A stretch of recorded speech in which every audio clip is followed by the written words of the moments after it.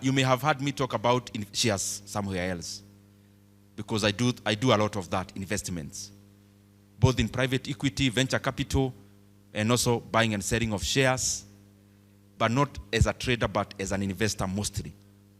The difference is that a trader will trade for margins. An investor will buy for value. So you do an analysis of the company.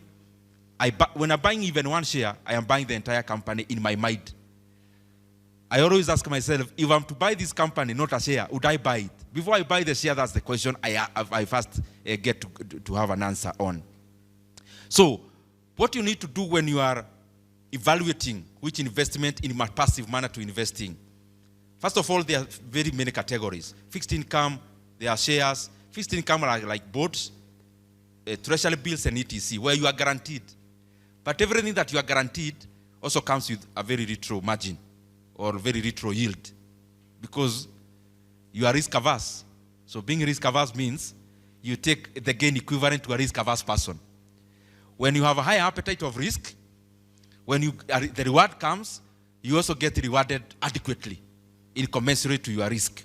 But what I look for myself in investments across large T-bills, shares, private equity, number one thing you have to always think about is liquidity.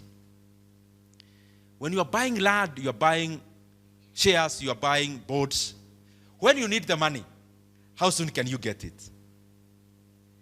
You know, maybe some of you can relate. This Kenya is full of people full of wealth.